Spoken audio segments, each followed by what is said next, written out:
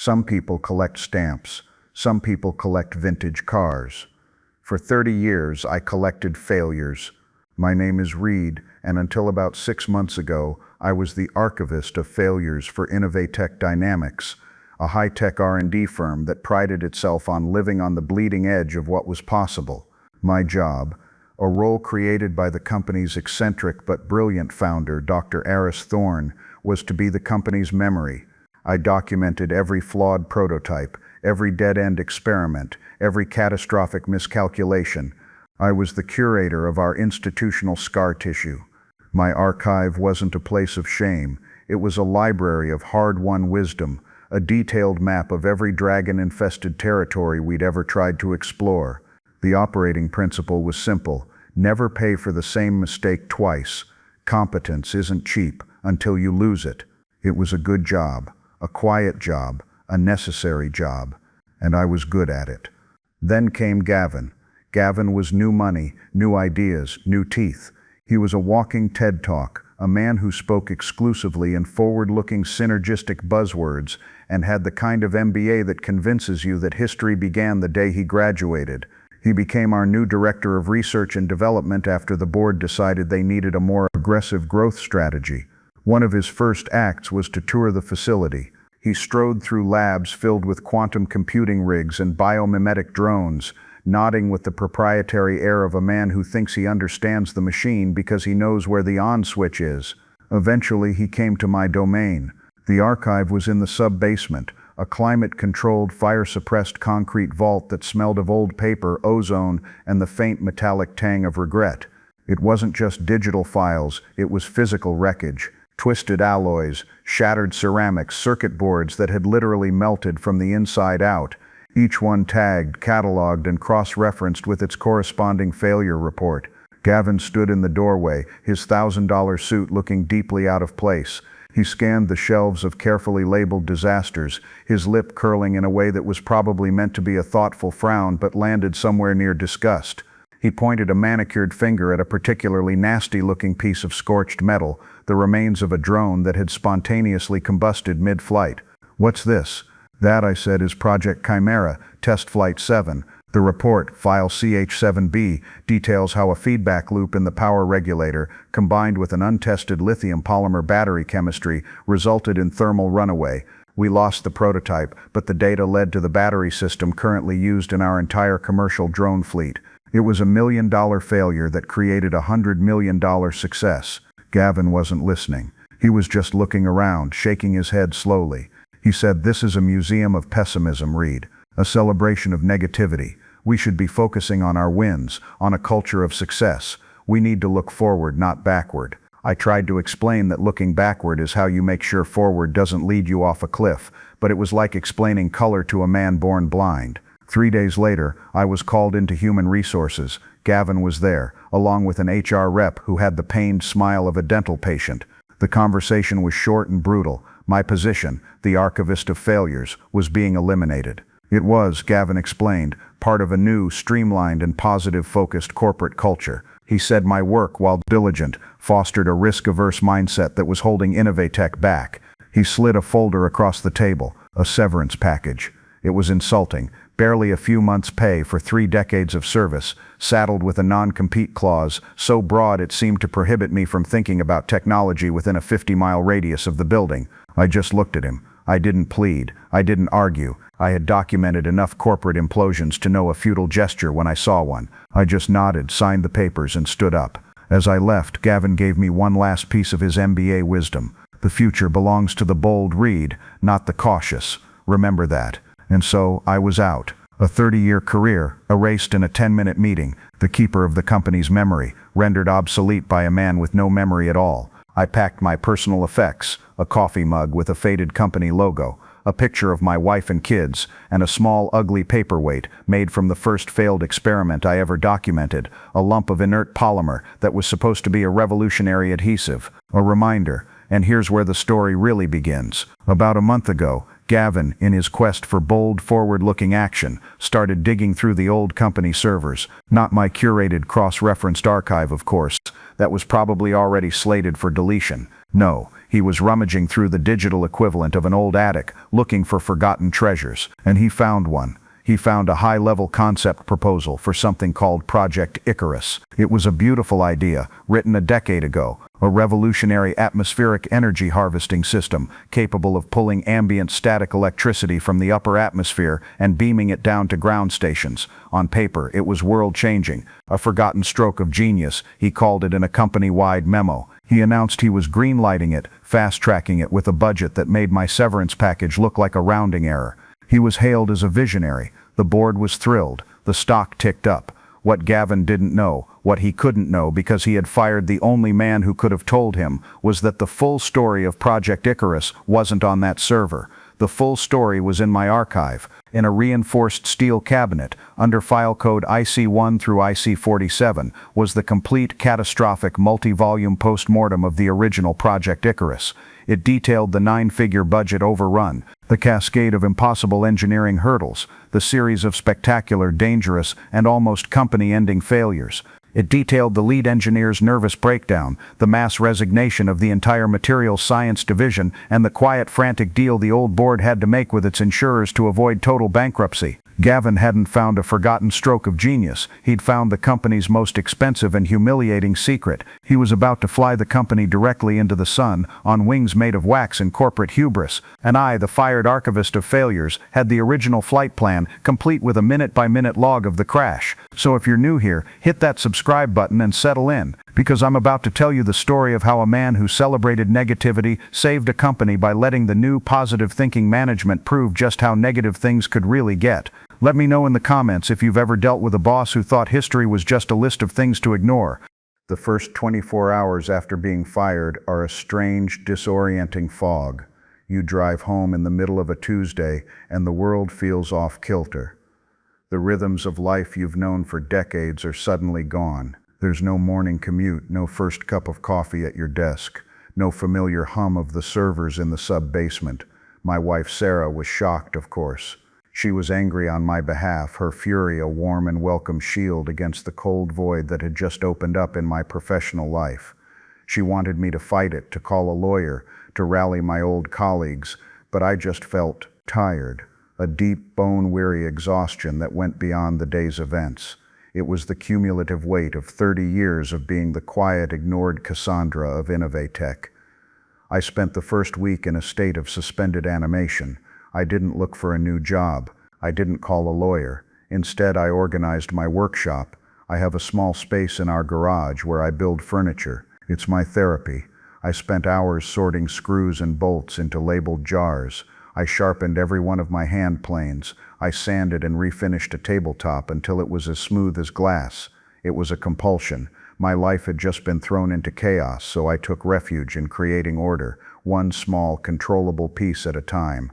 It was during that first week that the past really started to seep in. Without the daily distractions of work, my mind kept drifting back to Dr. Thorne.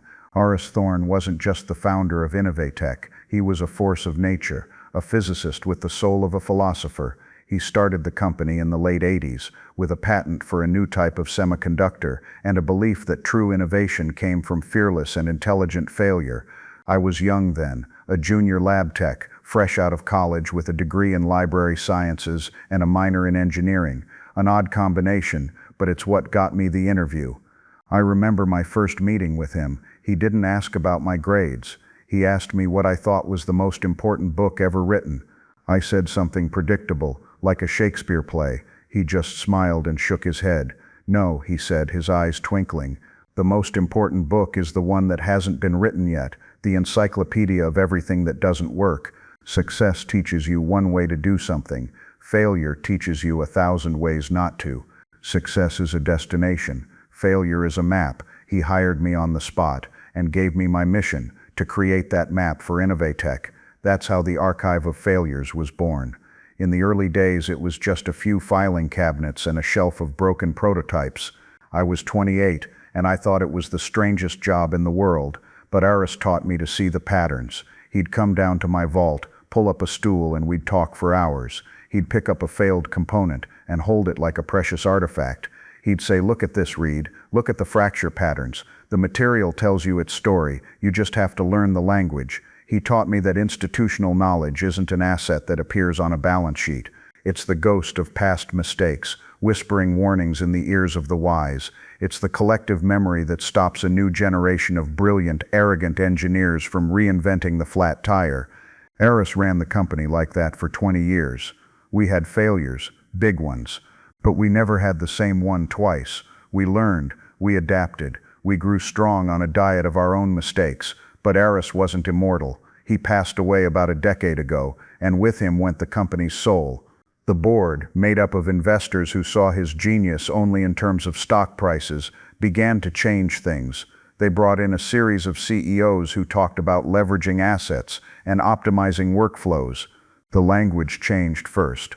My archive went from being Dr. Thorne's library of wisdom to the legacy data repository. I went from being the archivist to the records manager. The visits stopped. The new leadership didn't want to learn from failure. They wanted to pretend it didn't happen. My role became passive. I was a custodian of a graveyard nobody wanted to visit.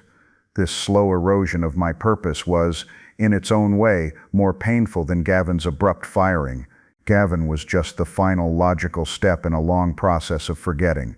He wasn't the disease, he was the symptom. The catalyst, the thing that finally broke me out of my stupor, came on a Friday afternoon, almost 2 weeks after my termination. My phone buzzed. It was a number I didn't recognize. I almost ignored it, but something made me answer. Reed? It was a woman's voice, hushed and nervous. It took me a second to place it. Maya.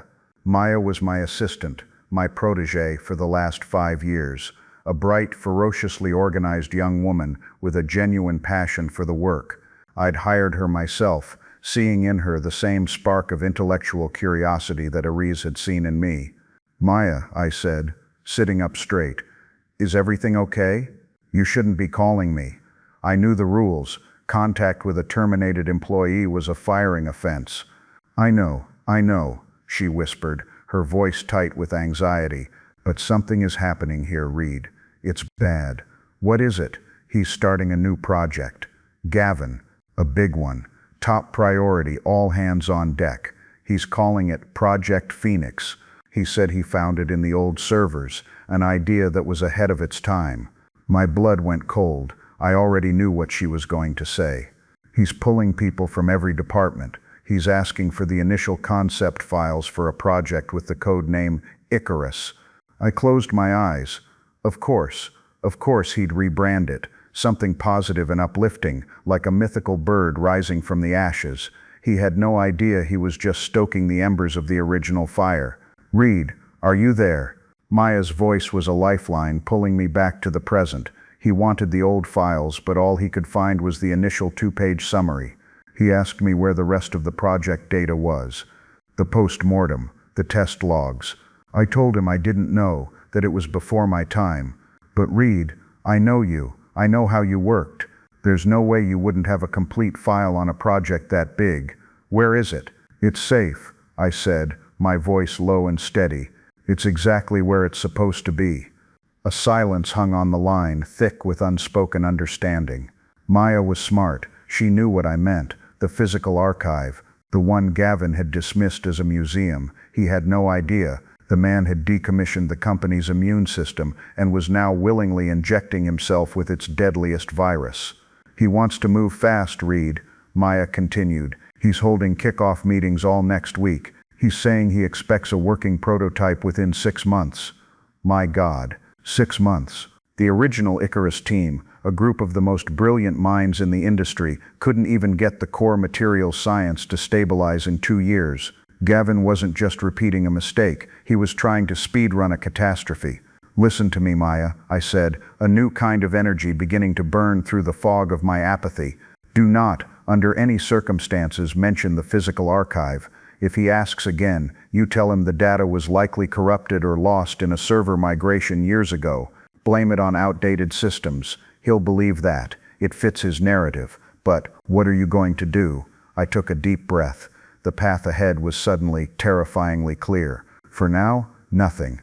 I'm going to let him build his wings. After we hung up, I sat in my workshop for a long time, the scent of sawdust and machine oil filling the air. The sadness and lethargy were gone. burned away by a cold, clear purpose. This wasn't about revenge anymore, not really. Gavin was a fool, but he was a fool in charge of a company with hundreds of employees, many of whom were my friends and colleagues. He was flying a passenger plane full of people into a mountain that only I knew was there. My loyalty to Innovatech, the institution, was dead. It had been betrayed one too many times. But my loyalty to the people, to the ghost of Eris Thorne, to the very idea of competence and sanity, that was a different matter. Gavin had called my work a celebration of negativity. He was about to find out what a real lack of celebration felt like. He wanted to ignore history, fine. I would simply prepare to be its most articulate and well-documented witness.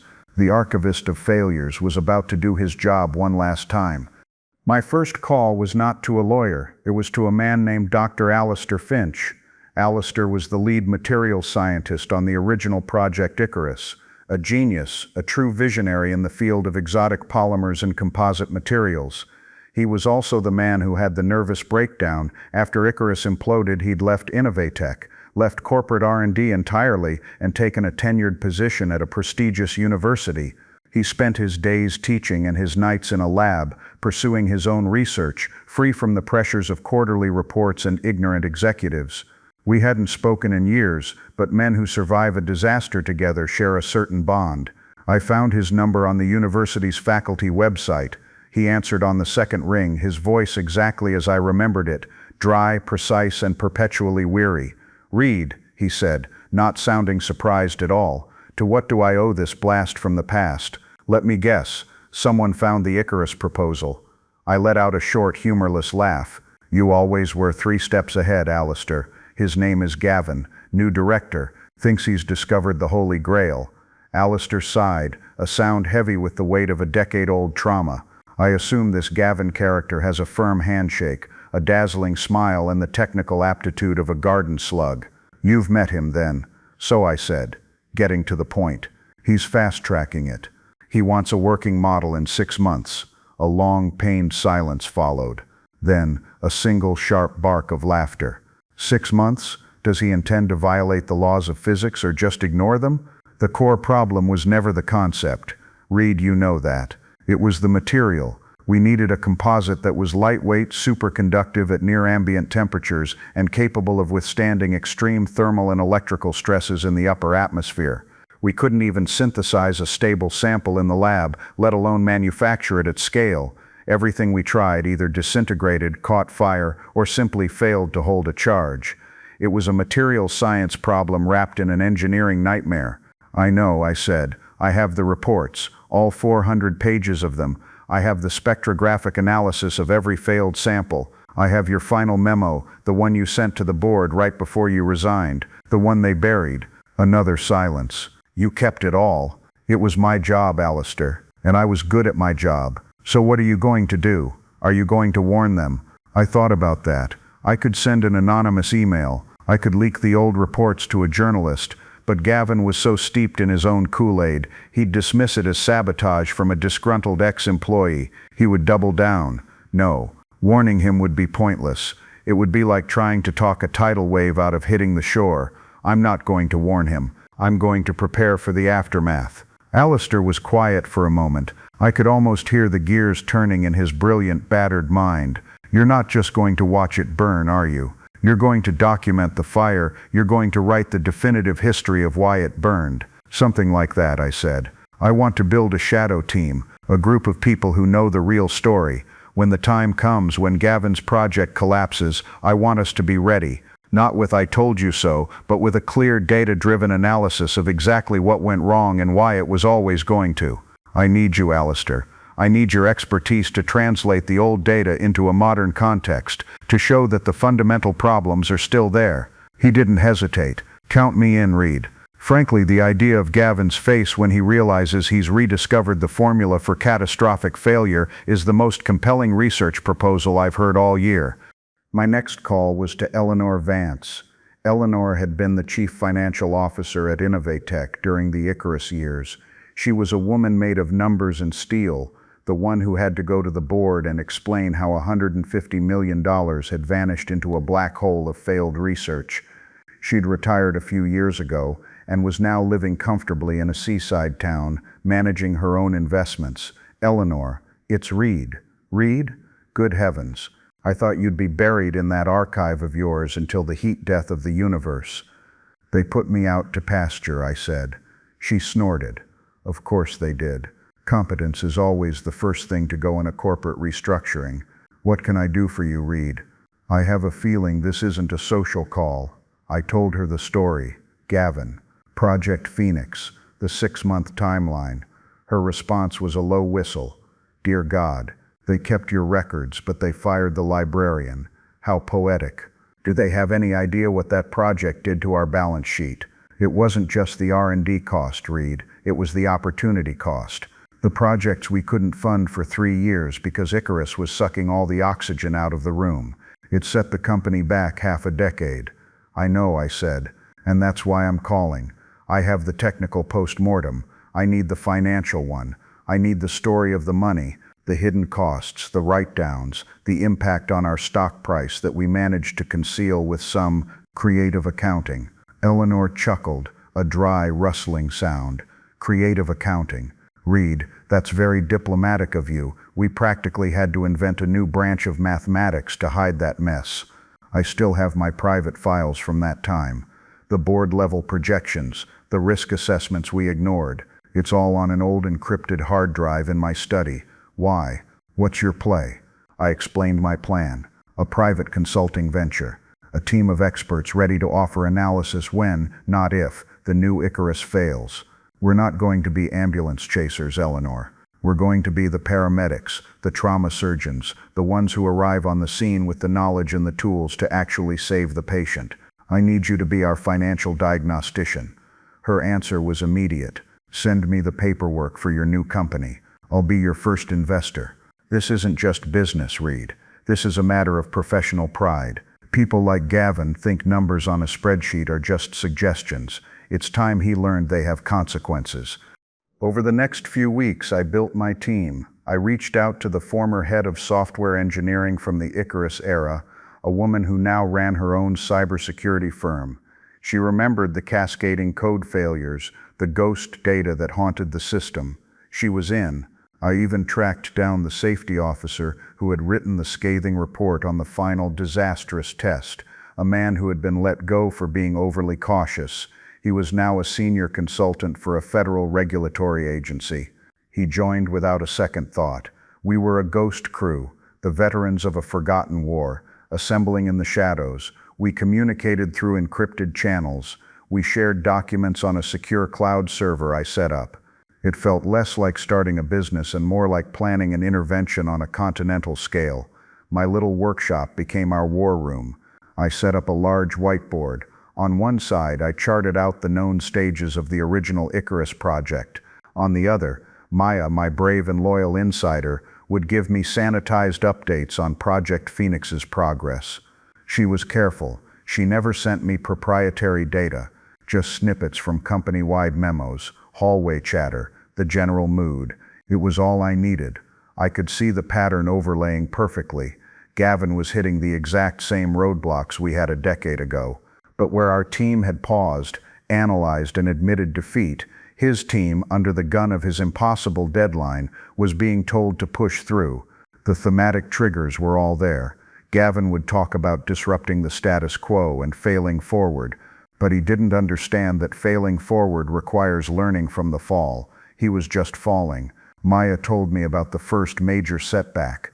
They couldn't get the prototype's primary energy conduit to remain stable. It kept developing microfractures under load, exactly what had happened to Alistair's team in month 8 of the original project. Gavin's solution, according to Maya, was to divert more funding to the problem and double the team's work hours. He was trying to solve a problem of physics with money and brute force. It was like trying to put out a fire with gasoline. Competence isn't cheap until you lose it. The phrase echoed in my mind. Innovatech was learning that lesson in real time. They had traded my modest salary for a 9-figure bonfire of vanity. My company was officially incorporated, Thorne Strategic Analysis, in honor of the man who started it all. We didn't have a fancy office, Our headquarters was my garage and a collection of secure video calls. We didn't have a product yet, not really. Our product was the truth, and we were meticulously sharpening it, preparing it for the moment it would be most needed. The secret plan wasn't about destruction. It was about creating a life raft, a fully equipped, expertly staffed life raft, ready and waiting for the moment Gavin's glorious ship finally hit the iceberg that had been on my map all along. The first move wasn't a cannon shot, it was a whisper.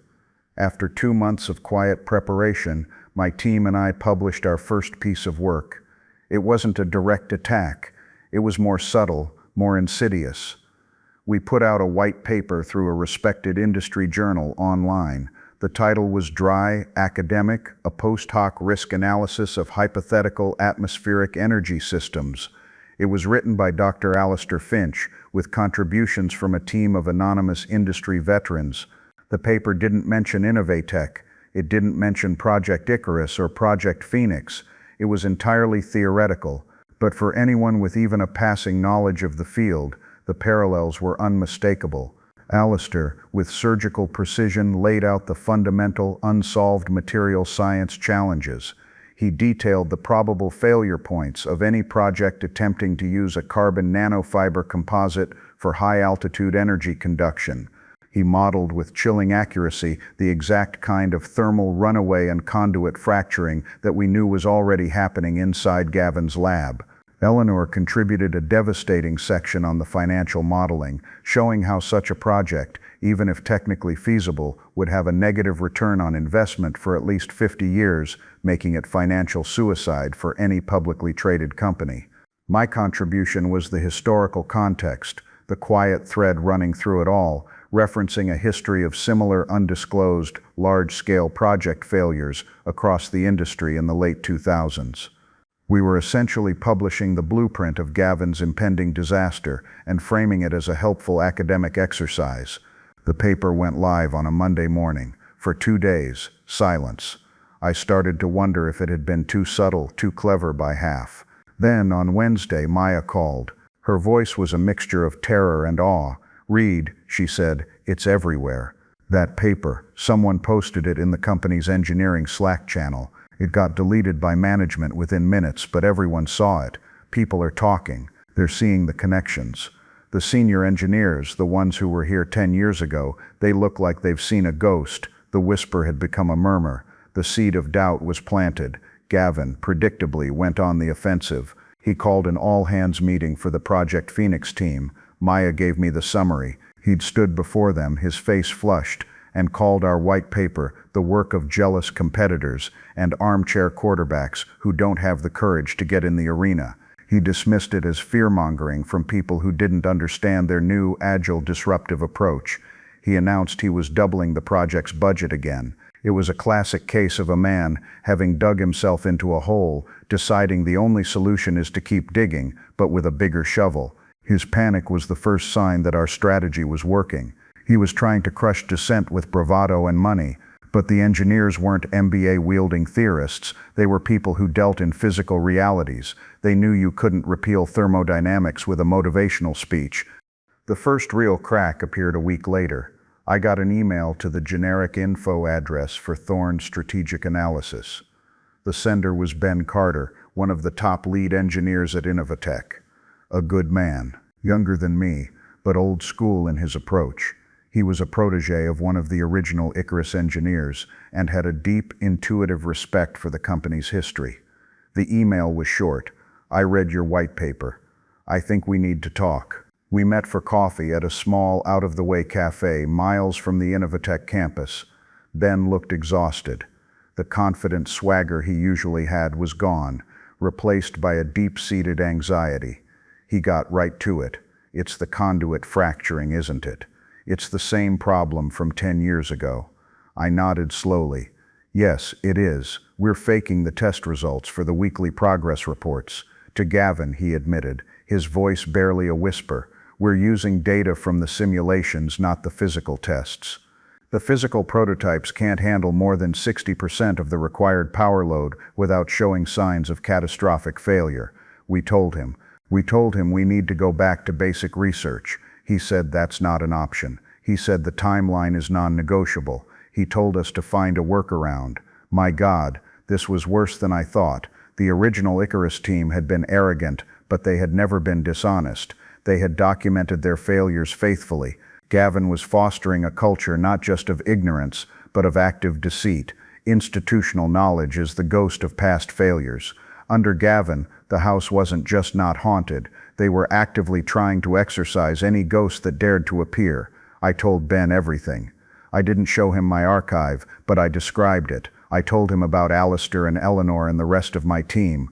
I explained that we weren't trying to destroy the company, but to create a viable alternative to the madness. He listened, his face growing paler with every word. When I was done, he just stared into his coffee cup for a long time.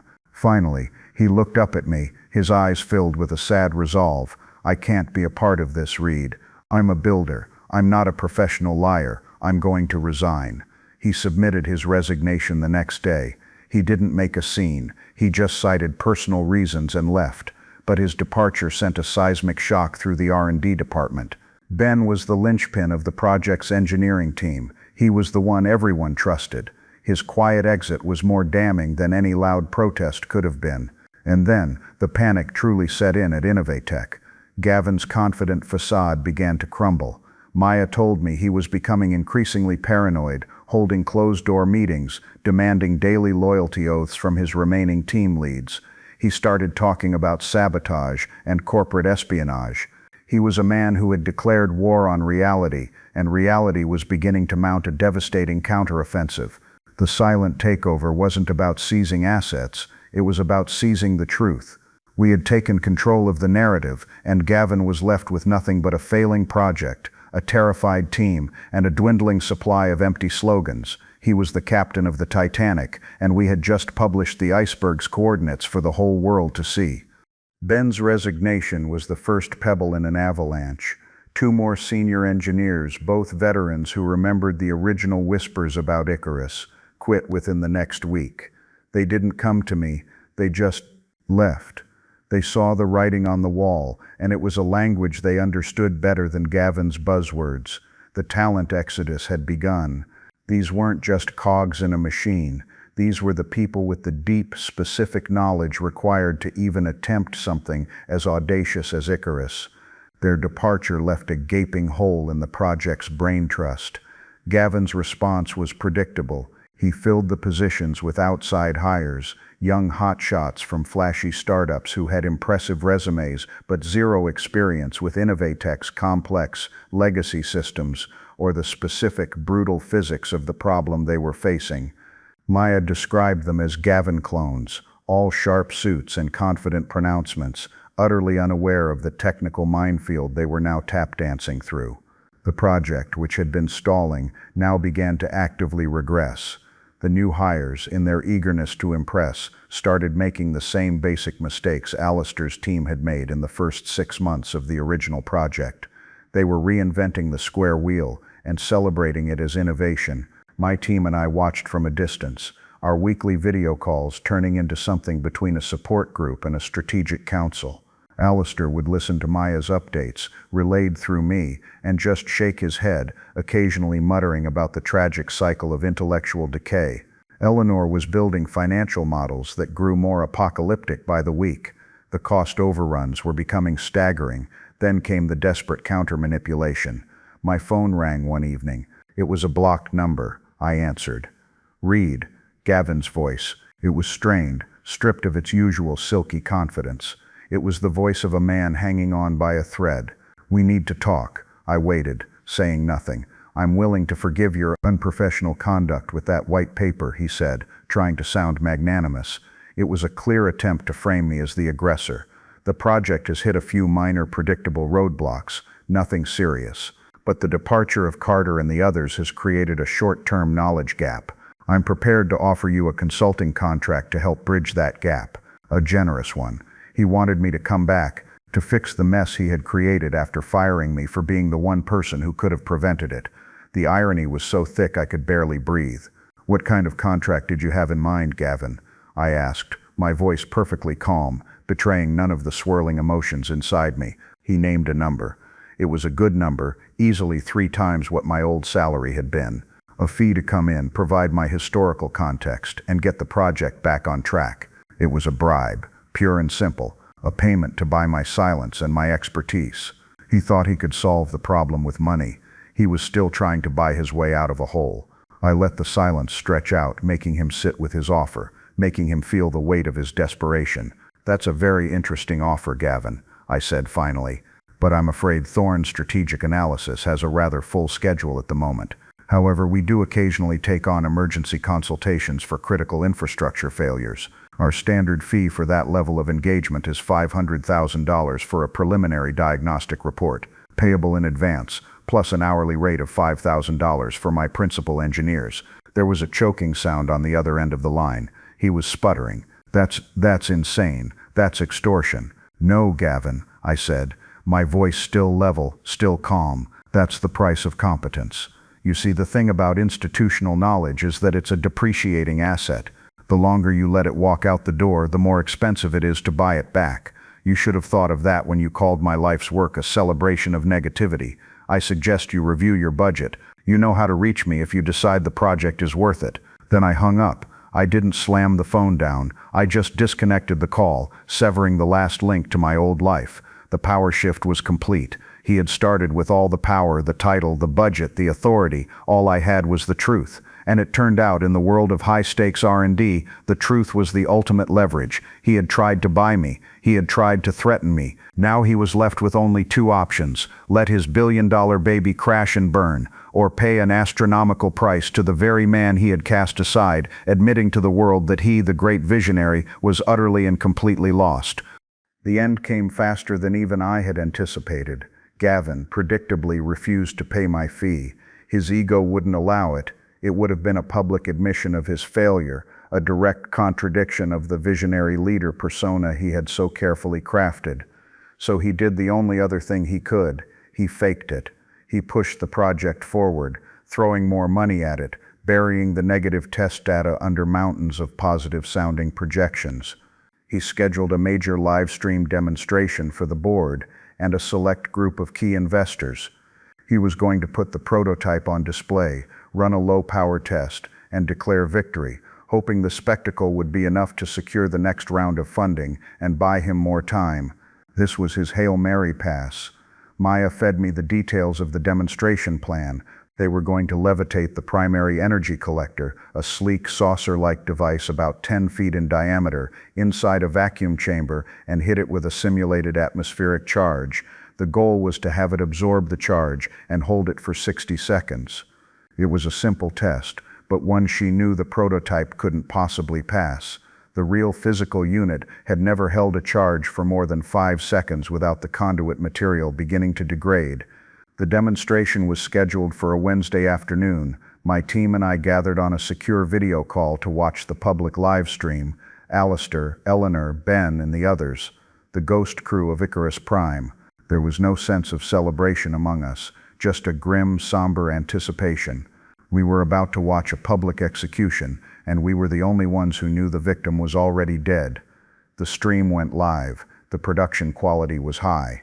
Multiple camera angles, slick graphics, a confident-looking host narrating the proceedings. Then Gavin walked on stage. He looked polished in his expensive suit, but I could see the tension in his shoulders, the faint sheen of sweat on his brow. He launched into his speech, full of the usual rhetoric about changing the world and harnessing the future. He called Project Phoenix the crown jewel of Innovatech's new, daring vision. Then came the test itself. The large vacuum chamber was sealed. The sleek black prototype floated silently in the center, held aloft by magnetic clamps. The host counted down. 3, 2, 1. A crackle of blue energy filled the chamber as the simulated charge was fired. The prototype absorbed it, glowing faintly. On the screen, a digital timer started counting up. 1, 2, 3, 4, 5. At the 6-second mark, it began. A flicker. A tiny, almost imperceptible shimmer on the surface of the device. Alistair saw it immediately. "There," he said, his voice low. "The cascade failure is starting." On screen, the timer hit 10 seconds. A thin wisp of smoke appeared inside the vacuum chamber, originating from the prototype. The host's cheerful narration faltered for a second. Gavin's smile became a frozen, brittle thing. At 15 seconds, a spiderweb of hairline cracks, glowing with a terrifying orange light, spread across the surface of the device. The faint hum from the speakers turned into a high-pitched whine. At 22 seconds, with a deafening crack that overloaded the live stream's microphones, the prototype tore itself apart. It didn't explode in a fireball. It was something worse, something more intimate. It imploded, collapsing in on itself, in a shower of sparks and shattered composite material, before a secondary energy release blew the fragments outward, coating the inside of the vacuum chamber with a layer of blackened smoking debris. The live stream cut to a frantic, "Please stand by" graphic. But it was too late. Everyone had seen it. The abject, undeniable, catastrophic failure. The company stock, which had been trading on the promise of Phoenix, fell off a cliff. It lost 40% of its value in under an hour. The final confrontation wasn't a confrontation at all. It was a surrender. 2 days after the disastrous demonstration, my phone rang. It was a number I recognized, the direct line to the chairman of the board at Innovatech, a man named Marcus Thorne, Eris's much more pragmatic and less visionary younger brother. I had always respected Marcus. He was a businessman, not a scientist, but he understood the value of history. "Reed," he said, his voice heavy with exhaustion, "I imagine you saw the demonstration." "I did, Marcus," he sighed. "Gavin has been relieved of his duties. The board has reevaluated its strategic direction. We made a mistake, Reed, a big one. We listened to the wrong people. We forgot what my brother tried to teach us. Institutional knowledge is just the ghost of past failures, and you can't fire a ghost." "No," I said quietly. "You can't. We're in trouble, Reed," he said, his voice dropping. "The investors are spooked. The banks are calling. Project Phoenix isn't just a failed project. It's a hole in the hull of the ship, and we are taking on water fast. I need to know what went wrong. I need a full, honest, no-holds-barred post-mortem. I need to show the board and our creditors that we understand the failure and have a plan to move forward. I need an archivist." And that was it. That was the vindication. Not a shouted victory, not a moment of gloating, just a quiet, desperate admission that the very role they had eliminated was the one they now needed most to survive. "I have a company now, Marcus. Thorne Strategic Analysis. We specialize in this kind of work." "I know," he said. "I have your white paper on my desk. I'll pay your fee, Reed. Whatever it is, just help us." So I did. My team and I were hired on a multi-million-dollar contract to do for Project Phoenix exactly what I had done for Project Icarus a decade before, document the failure. We were given full access. We walked back into Innovatech, not as disgraced former employees, but as the high-priced cavalry. My first act was to walk down to the sub-basement. The door to the archive was locked, a sign on it reading "Decommissioned Storage." I unlocked it. The lights flickered on. Everything was just as I had left it, covered in a thin layer of dust. The mausoleum of mistakes was now the company's last hope. I walked over to the steel cabinet marked Icarus and pulled out the first volume of the old post-mortem. My life's work. The thing Gavin had called a celebration of negativity. I laid it on the table, its pages filled with the hard-won truths he had so arrogantly ignored. It wasn't a symbol of failure. It was a testament to the fact that competence, in the end, is the only thing that matters. The new workplace reality was set. I was no longer an employee. I was an independent contractor, the head of the firm they now depended on. I hired Maya away from Innovatech, making her my director of operations. I brought Ben Carter on as a consultant. We were the cleanup crew, and business was booming. So what's the moral of the story? It's not just that pride comes before a fall. It's something more specific to the world we all live and work in. Companies are not just buildings or balance sheets. They are living organisms with memories. And when you lobotomize a company, when you purposefully erase its memory of pain and failure, you don't make it stronger. You make it reckless. You make it fragile. Gavin believed that by focusing only on success, he could create a culture of success. But what he actually created was a culture of ignorance. He built a beautiful house on a foundation of lies and was shocked when it collapsed.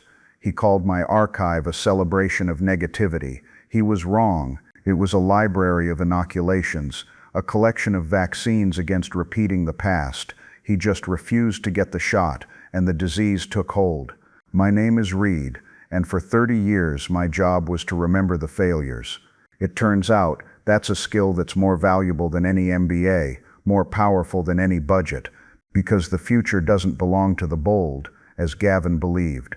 It belongs to the wise, and wisdom is just scar tissue, earned one failure at a time. Competence isn't cheap, but as Innovatech learned, the price of losing it is so much higher. They paid millions to get back the knowledge they once had for the cost of a modest salary. Think about that. The greatest asset on their books wasn't a patent or a piece of equipment. It was the memory they had thrown in the trash. And in the end, they had to come to me, the man they discarded, to buy it back. That's a return on investment that even a fool like Gavin could understand. Thanks for listening to my story. If you've ever felt undervalued or watched a new boss ignore the wisdom of experience, let me know your story in the comments below. I read all of them. And if you want to hear more stories about how quiet competence wins in the end, do me a solid and like this video, share it with someone who needs to hear it, and make sure you hit that subscribe button and turn on notifications so you don't miss the next one. Until then, remember to value your scars. They're proof that you've learned something,